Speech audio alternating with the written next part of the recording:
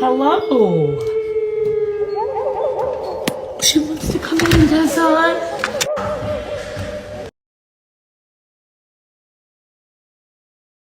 السلام عليكم. في ولاية صغيرة بأمريكا في بنت اسمها كريستين كانت ساكنة لحالها في بيت قديم ورثته من جدة، والبيت هذا على أطراف غابة. تعرفون الأمريكان يحبون يجلسون في الأماكن اللي فيها غابات ويسوون بيوت مثل الأكواخ، نظام الأكواخ زي اللي في تركيا عرفتوها أنتم، من الخشب وكذا. ودائما الناس تحذرها من هالمكان، يقول الغابة ذي فيها شيء ما يفهم، يعني ولا ينفهم ولا يدرون وش هو بالضبط، لكن يقولوا لها حيوانات تطلع وتختفي، أصوات تمشي بالليل، وضوء غريب يجي من بين الأشجار. المهم حذروها أكثر من تحذير، لكن البنت مكبرة رأسها ومطنشة الكلام ده. في ليلة من الليالي والجو كان هادي، يعني كريستين كانت جالسة تقريبا على الساعة 12 بالليل، جالسة تشوف فيلم على التلفزيون، وفجأة سمعت طرق على الباب خفيف بالبداية، بعدين صار الطرق هذا قوي كأن أحد يبي يكسر الباب. فقامت وهي متوترة، يعني مشت بهدوء. يوم قربت من الباب كأن الصوت سكت، كأنه حس إنها جت عند الباب. قالت يمكن تخيلت شيء، لكن أول ما فتحت الباب وتلقى ذاك الغنم اللي لونه مايل للذهبي والعسلي، عيونه صفراء وتميل للمعة، فيها لمعة غريبة، وإلا هذا الغنم الصغير ذا يطالع فيها بدون ما يرمش زي ما شفته في الفيديو. فواقف على العتبة ومنظره غريب وبدون أذاني، تخيلوا، ويبغى يدخل بطريقة مرعبة، حتى مشيته في المقطع مرعبة جدا، لكنه ما يتحرك، يصدر صوت. كريستين يعني استغربت وقالت يمكن ضايع من مزرعة.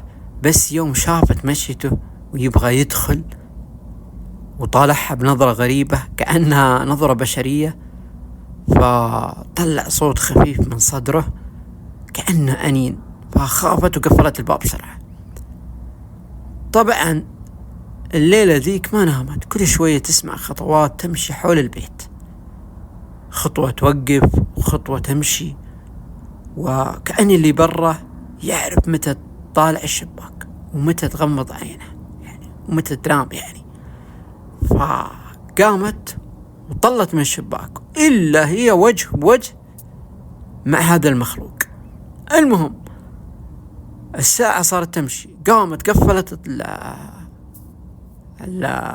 النافذة ورجعت في الغرفة وسكرت على نفسها، إلين صارت الساعة 2:57 الفجر. ودائم بالضبط الوقت هذا الغنم هذا يلف البيت لف، يعني يروح، لكن بنفس اللحظة خطواته تقترب من الباب وتسمع أصوات له، وكل ما تطالع ما تشوف إلا لمعة عيونه من بعيد. طبعا البنت غابت 3 أيام ما يدرون وين راحت. راحوا جيرانها وأهلها بعد كم يوم يدورونها للبيت ذا، فيوم فتح الباب لقوا البيت فاضي، ما فيه ولا أثر إلا حوافر هالغنم ذا داخل البيت على السجاد الأسود، يعني مكان رجليه وهو يمشي على السجاد الأسود باين خطواته. فمن ذاك اليوم صار اختفاء هذه الأمريكية حديث الصحافة في أمريكا، شيء مرعب، أو إنها ما أدري إيش يسمونها، بس إنها المخلوق اللي طلع لها هذا. أنا ما أعترف اللي يقولون الأمريكان أرواح شريرة وما شريرة، لا، لكن هاي القصة حقيقية. كثير ناس يقولوا الأمريكان يتكلموا في الموضوع ده، يقولوا كل ما يسمعون يمرون هالغابة هذه يسمعون خطوات غنم وأصوات أنين، وإذا قربت الساعة 3 يعني يشوفون بين الأشجار عيون تلمع تراقبك لين تطلع من نفس الغابة. فهذا اللي حصل مع الأمريكية كريستين. وشكل الغنم يا جماعة يروع، يعني حتى حركة رجليه، حتى ردة فعله كأنه مسكون، كأنه شيء مسكون. مو أنا ما أعترف بالأرواح الشريرة اللي يقولونها، لكن أقول ممكن هالغنم هذا يكون مسكون، أو يكون جن على شكل إنه مسكون، أو ما الله أعلم يا جماعة الخير. لكن اللي يركز الفيديو في البداية بيعرف إن الغنم ذا في شيء مو طبيعي.